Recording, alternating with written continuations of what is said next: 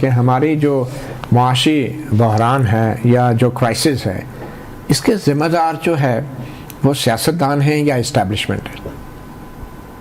देखिए, अगर आप ये कहना चाहते हैं कि सिर्फ इस्टेब्लिशमेंट जिम्मेदार है, जमहूरियत जो है हाँ। और जो सियासी प्रोसेस है, अगर वो बगैर किसी मुदाखलत के चलता रहे तो वो एक सही सिमत होगी हमारी मईशत की? वही सिमत होनी चाहिए मुल्क की, ठीक है, मईशत को छोड़ दे, वही सिमत होनी चाहिए। IMF या CPEC, अब ये फैसला हमने करना है, तो क्या ये फैसला हो नहीं चुका? आपको नहीं लगता कि हम शायद बता नहीं पा रहे चाइनीज़ को या फिर IMF को ये मामला है क्या? आपको क्या लगता है ये मामला किस तरफ जाएगा या फिर इसी तरह चलता रहेगा ये?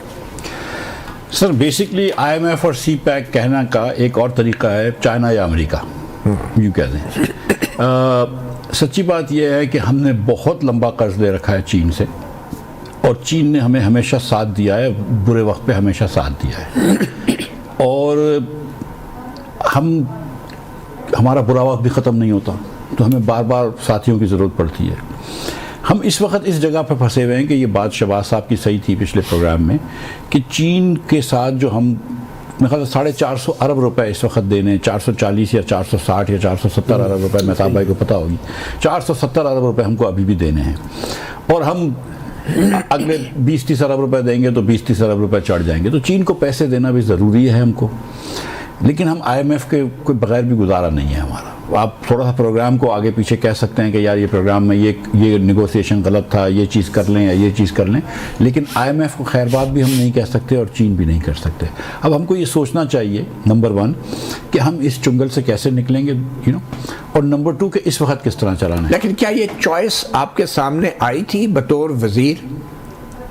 देखिए, मैं जब वज़ीर था तो IMF और वर्ल्ड बैंक ये इंसिस्ट कर रहा था कि हम चाइनीज़ पावर प्लांट से रीनिगोशिएट करें, जिसकी भी बात हमने अभी की थी, जो भी मेहताब भाई ने भी की थी।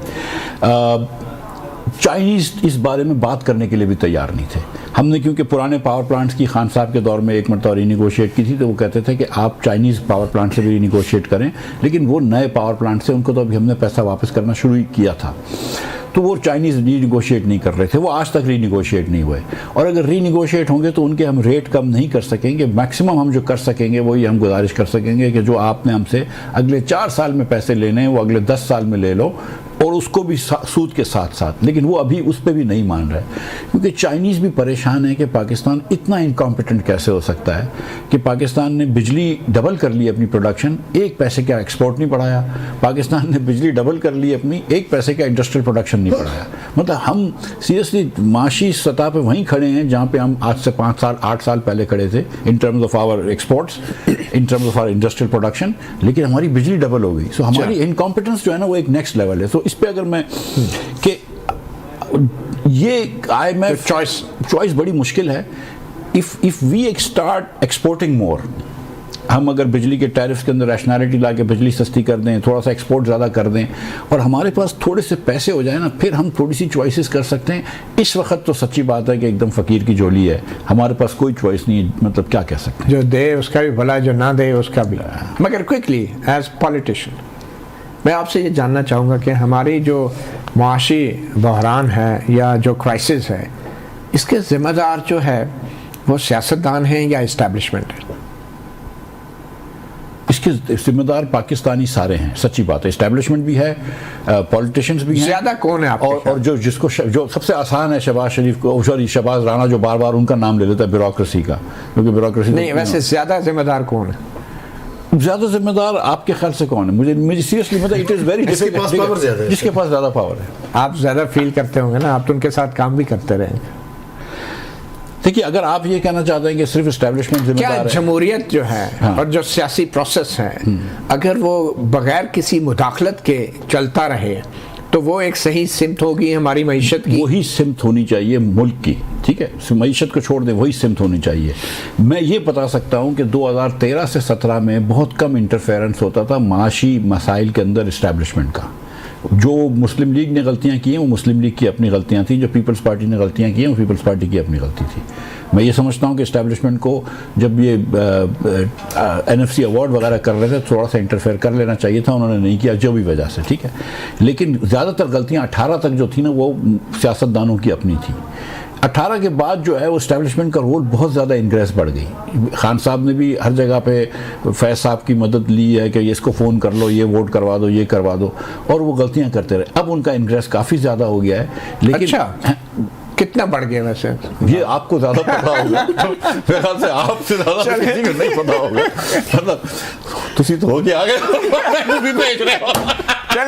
चले हम शहबाज साहब से पूछ लेते हैं, और ये शहबाज राना है, शहबाज शरीफ नहीं। शहबाज राना साहब, आपके ख्याल में क्या इस मुल्क की जो मुआशी बदहाली है उसके वजह जो है इस्टेब्लिशमेंट की मुदाखलत है या फिर सियासतदानों की नाअहली है? ये ब्यूरोक्रेसी का बोलेगा। मैं दो इस पे एग्जांपल्स दूंगा। एक, मेरी महताब हैदर से 2016-17 में एक बड़ी बहस होती थी। इनका ये ख्याल था कि सिविलियंस को फौरन अपनी जो है ना अथॉरिटी और अपना जो ग्राउंड इन्हें लूज किया है ना एस्टेब्लिशमेंट से, वो वापस ले लेना चाहिए। और मैं इनको ये कहता था कि पहले इकोनॉमिकली स्ट्रांग हो जाओ, वो खुद ही पुश बैक हो जाएगी। मैं ठीक साबित हुआ, शाहजी गलत साबित हुआ, शाहजी बात मानेंगे। अब दूसरी बात कर लेते नहीं, देखे वो उस वक्त चीजें ठीक होना शुरू हुई थी ना। आप दूसरी बात पे आ जाए। आप जर्नलिस्ट हैं, ये जो बात कर रहे थे ना, नाहली है या उनका जोर ज्यादा है। आप जर्नलिस्ट हैं, आपके पास दो चॉइसेस है। आपकी टेबल पे एक लिफाफा पड़ा हुआ है, अब मुझे भी क्या आप ये लिफाफा ले लें और स्टोरी कर लें, और दूसरी लिफाफा ले लें या आप इस पे स्टोरी करें, चॉइस आपकी है। आप क्या करते हैं?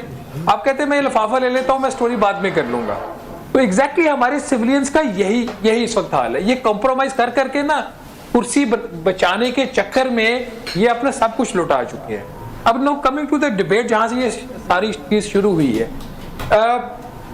IMF या चाइना, ये जो पाकिस्तान के ये जो दो प्रोग्राम साइन हुए ना, पिछला जो स्टैंड बाय अरेंजमेंट $3 अरब का था, और अभी जो EFF है ये $7 अरब का प्रोग्राम है जो अभी शुरू हुआ है।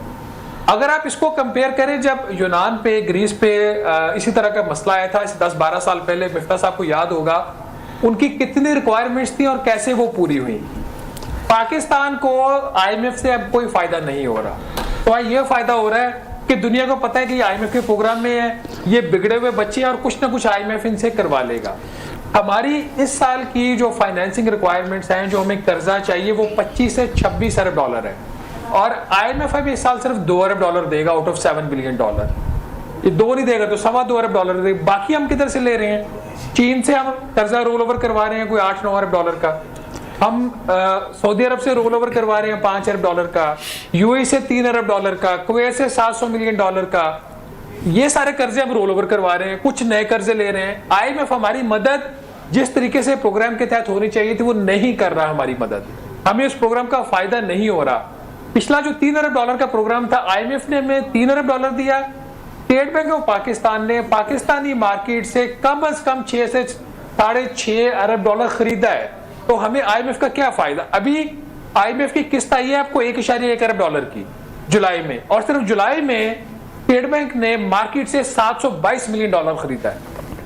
तो अगर तो IMF हमारी नीड्स पूरी करे, हमें एक प्रॉपर रास्ते पे लेकर चले, हमारा सियासी इस्तेमाल ना करे, फिर तो IMF ठीक है।